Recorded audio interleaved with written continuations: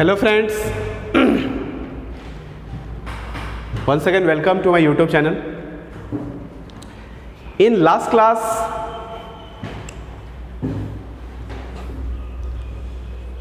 we were discussing about the different form of straight line and we have discussed the 5 form of a straight line.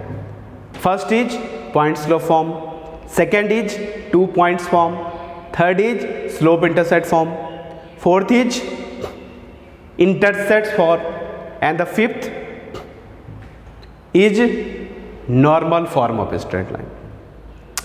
And we have remaining 2 different forms. मेरे पास और 2 form बचा हुआ है. एक है आपका symmetric form या distance form और दूसरा होता है general form of straight line.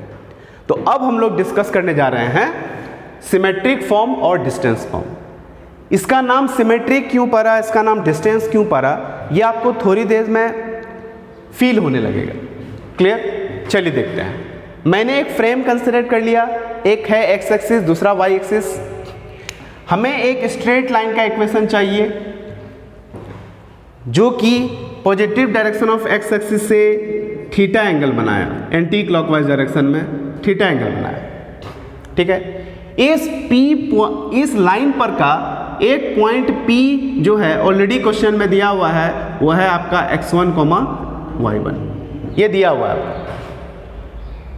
अब आप सोच सकते होंगे कि सर एक पॉइंट दिया हुआ है और थीटा जो है positive direction of x axis से दिया हुआ है, तो क्यों ना हम पॉइंट स्लोप फॉर्म लगा दें.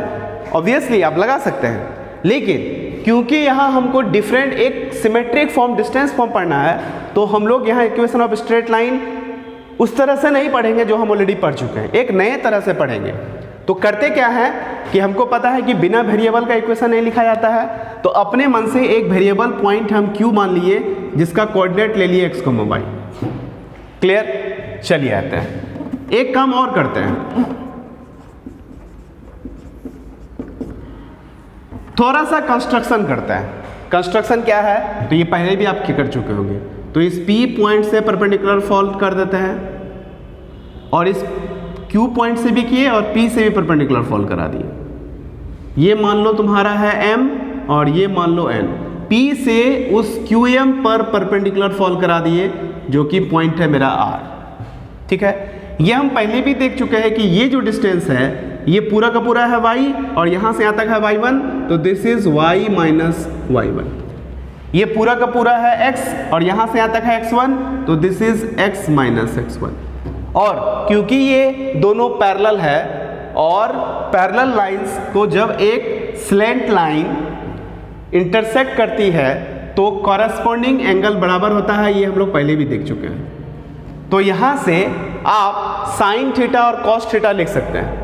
ठीक है, इस राइट एंगल ट्रायंगल में. तो यहाँ हम लिख सकते हैं in right angle triangle PRQ.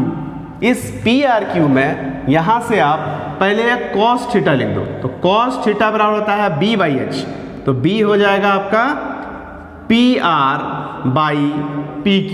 तो PR जो है वो है x माइनस x1 और PQ जो है PQ ही रहने दीजिए आप, कोई दिक्कत नहीं है. ठीक है. चलिए, फिर उसी तरह से आप यहां पे लिख सकते हैं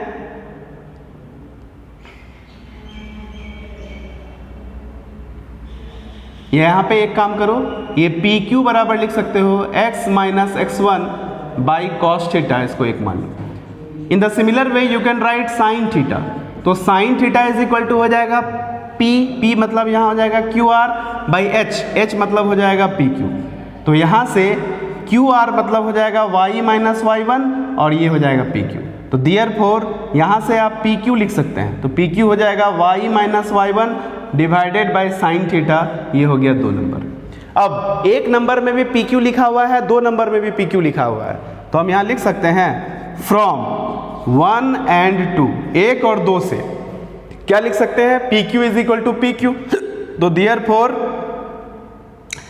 x minus x1 by cos theta is equal to y minus y1 by sine theta. ठीक है, ये हम लिख सकते हैं. ये जो आप देख रहे हो इसी को हम लोग बोलते हैं क्या, डिस्टेंस फॉर्म या symmetric form of straight line. और ऑब्वियसली ये दोनों किसी न किसी के बराबर होगा। तो सपोज दैट जो पी क्यू है वो मान लेते हैं कि पी क्यू जो मेरा है आर, ठीक है, तो पी क्यू को आर लिख सकते हैं। तो ये जो दिख रहा है यही आपका क्या है, equation of straight line in symmetric form और डिस्टेंस फॉर्म, वेयर यहाँ आप देख सकते हो P Q is equal to R हो गया। इसका मतलब ये हुआ।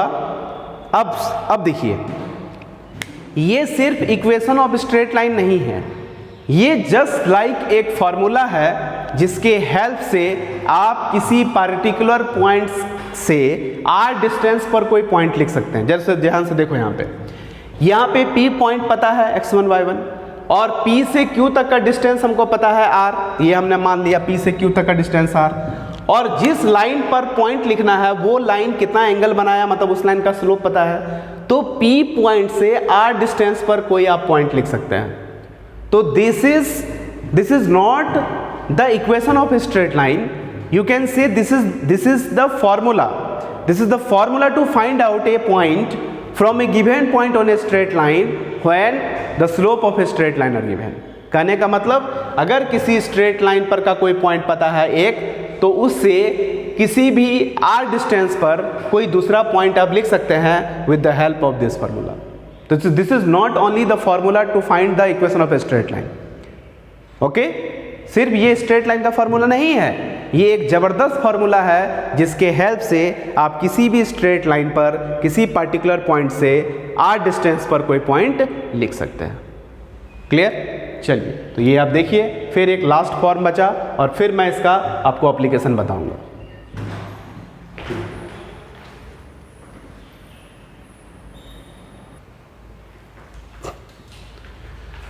हेलो फ्रेंड्स, अभी जस्ट हमने पढ़ा symmetric form of straight line. मैंने आपको कहा this is not only the simply a form of straight line, but this is a formula to find out the point on a given straight line from a point at a particular distance. Here you can see, here P is a point and the coordinate is x1, y1, and here is a frame, this is the coordinate frame, okay। अगर आपसे पूछे कि P point से इस line पर R distance में कितना point लिख सकते हैं, ऑब्वियसली 2 पॉइंट होगा। इस P पॉइंट से R डिस्टेंस पर हम इधर भी जा सकते हैं और इस P पॉइंट से R डिस्टेंस हम पीछे भी आ सकते हैं। मतलब किसी पर्टिकुलर पॉइंट से R डिस्टेंस पर उसी लाइन में 2 पॉइंट हम लिख सकते हैं। एक पॉइंट Q लिखेंगे तो दूसरा R लिखेंगे। कैसे लिखेंगे? With the help of symmetric form of straight line. अभी जस्ट मैंने डिस्कस किया।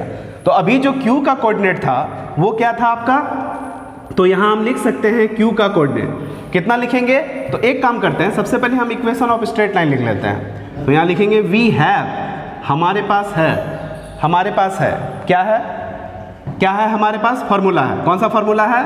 तो अगर इस Q पॉइंट का कोऑर्डिनेट x, y है तो हम लिख सकते हैं x minus x1 divided by cos theta is equal to y minus y1 divided by sin theta is equal to PQ, and here PQ is R, so you can write R. But here we say the coordinate of point Q is x, y, so you can easily find out the value of x and y. So you can write x कितना हो जाएगा, तो x हो जाएगा आपका x1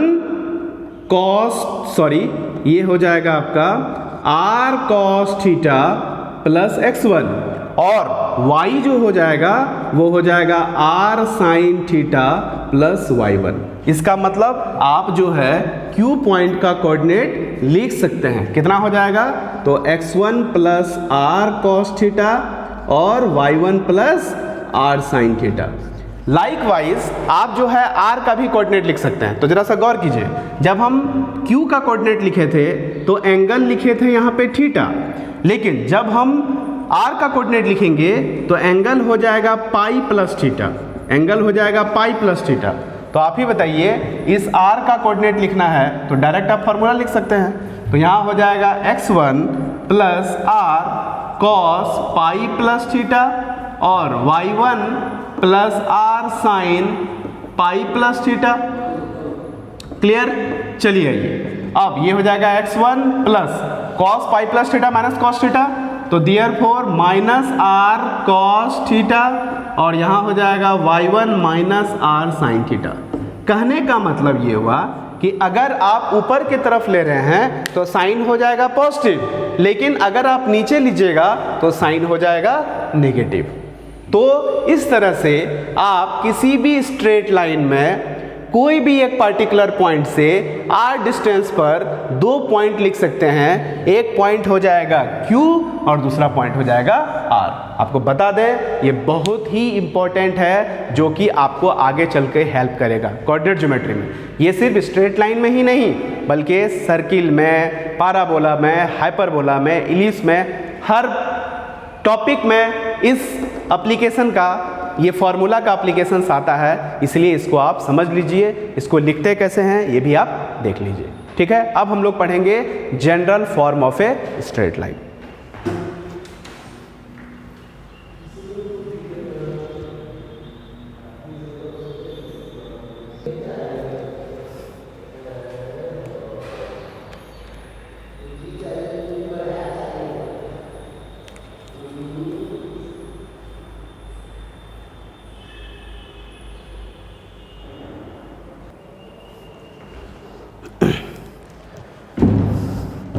hello friends, अब हम लोग स्ट्रेट लाइन के सबसे लास्ट फॉर्म में आते हैं, जिसका नाम है general form of straight line. General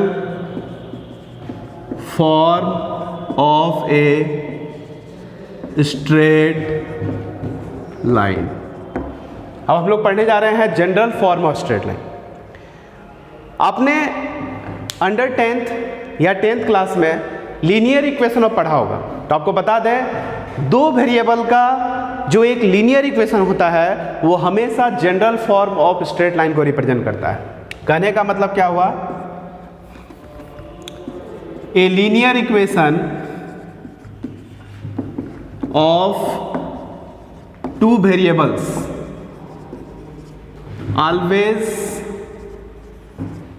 always represent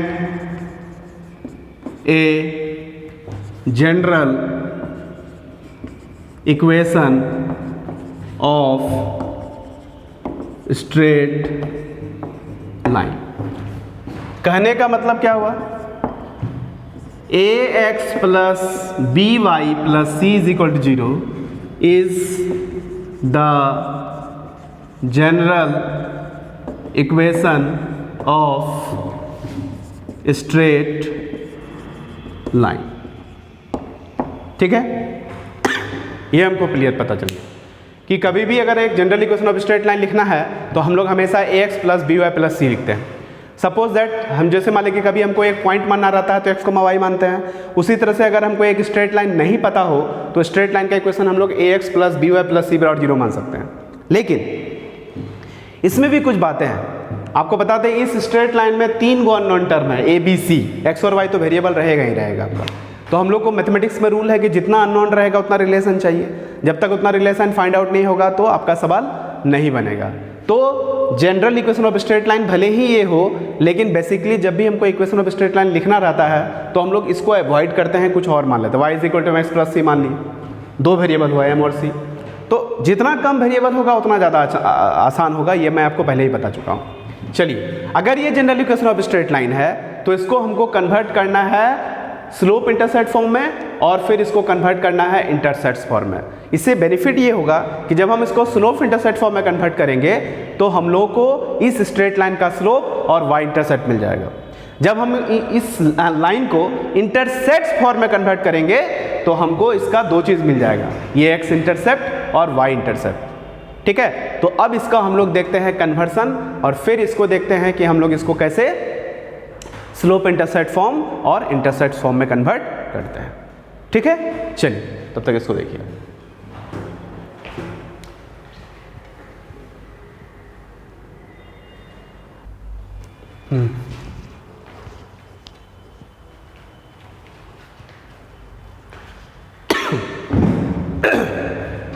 चलिए, हम इसको चेंज किस में करने जा रहे हैं, जनरल फॉर्म है, इसको चेंज करने जा रहे हैं किस में, स्लोप इंटरसेप्ट फॉर्म में।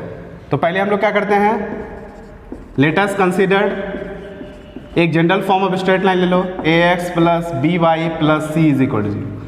हमको पता है स्लोप इंटरसेप्ट फॉर्म होता है y is equal to M X plus C, मतलब लेफ्ट हैंड साइड में सिर्फ y होना चाहिए। तो उसको देखते हुए क्या करेंगे, बी वाई को लेफ्ट में रहने देते हैं, बाकी जो टर्म है उसको हम लोग राइट में भेज देते हैं। तो B Y is equal to minus A X minus C, but मेरा जो इक्वेशन है y होता है y is equal to X plus C, हमको b भी नहीं चाहिए तो b से डिवाइड कर देता है। तो ये हो जाएगा y is equal to minus A by B X और minus C by B, B से मैंने डिवाइड कर दिया, ठीक है।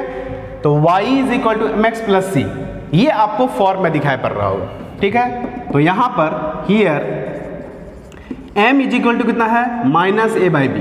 तो आपको ये पता चल गया कि अगर ये स्ट्रेट लाइन है A X plus B Y plus C बराबर 0, तो इस स्ट्रेट लाइन का स्लोप क्या होगा, कितना स्लोप है, तो माइनस ए बाई बी, मतलब x का कॉफिशिएंट डिवाइडेड बाई y का कॉफिशिएंट, नेगेटिव साइन लगा दीजिए।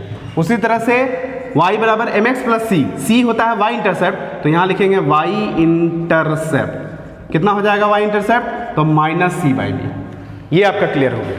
तो जैसे ही हम लोग एक general form of straight line को सॉरी स्लोप इंटरसेप्ट फॉर्म में चेंज करेंगे तो हमको स्लोप भी मिल जाता है और साथ ही साथ y इंटरसेप्ट भी मिल जाता है। अब इसको हम लोग कन्वर्ट करते हैं इंटरसेप्ट फॉर्म में, तो यहाँ लिखेंगे b, यहाँ लिखेंगे जनरल फॉर्म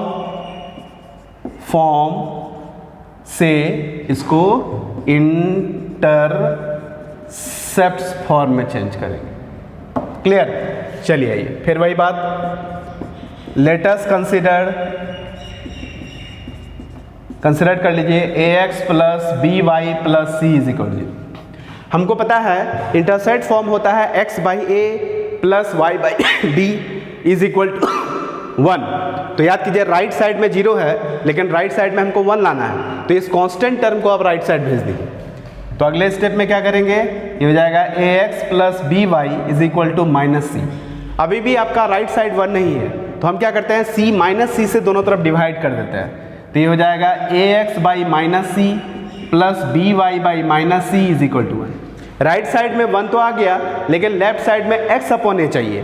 तो एक मैथमेटिकल फंडा है, हम लोग न्यूमरेटर को डिनोमिनेटर का डिनोमिनेटर बना सकते हैं, न्यूमरेटर को डिनोमिनेटर का डिनोमिनेटर बना सकते हैं। इसका मतलब यहाँ लिख सकते हैं x by minus C by A plus Y by minus C by B. देखिए न्यूमरेटर को डिनोमिनेटर का डिनोमिनेटर बना दिया, मतलब c के डिनोमिनेटर में आ गया, इज इक्वल टू 1। तो ये जो आपको दिख रहा है यही है आपका intercept form of a straight line. था आपका किसमें, जनरल फॉर्म में, लेकिन चेंज कर दिया इंटरसेप्ट फॉर्म में। तो यहाँ आप लिख सकते हैं x इंटरसेप्ट, कितना है x इंटरसेप्ट, तो x माइनस सी बाई ए, तो यहाँ लिख सकते हैं माइनस सी बाई ए। उसी तरह से लिख सकते हैं y इंटरसेप्ट कितना आया, तो माइनस सी बाई बी। इससे पहले भी आप y इंटरसेप्ट निकाल चुके हैं, देखिए यहाँ माइनस सी बाई बी। ऐसा थोड़ी होगा कि मिसमैच हो जाएगा, नहीं होगा। आप किसी भी फॉर्म में चेंज कीजिए, जो y इंटरसेप्ट पहले आया y इंटरसेप्ट बाद में आएगा, ठीक है। तो ये है किसी भी स्ट्रेट लाइन को, general form of straight line को हम स्लोप फॉर्म में चेंज कर सकते हैं और चाहें तो उसको इंटरसेप्ट फॉर्म में चेंज कर सकते हैं। ये करना पड़ता है क्योंकि कभी कभी इसका डिमांड होता है, तो जब डिमांड हो तो उस फॉर्म में चेंज करेंगे तो आपको ऑलरेडी जिस चीज़ को, जैसे मान लीजिए स्लोप चाहिए तो स्लोप मिल जाएगा, y इंटरसेप्ट चाहिए तो y इंटरसेप्ट मिल जाएगा, x इंटरसेप्ट चाहिए तो x इंटरसेप्ट मिल जाएगा, ठीक है। तो ये है आपका conversion from general to intercept form और general to slope intercept form. तो ये हम लोग इस तरह से सातों फॉर्म स्ट्रेट लाइन का जो होता है वो हम लोग देख चुके हैं। अब हम लोग अप्लीकेशंस करेंगे स्ट्रेट लाइन का, ठीक है। यहाँ तक देखिए, फिर आगे बात करते हैं।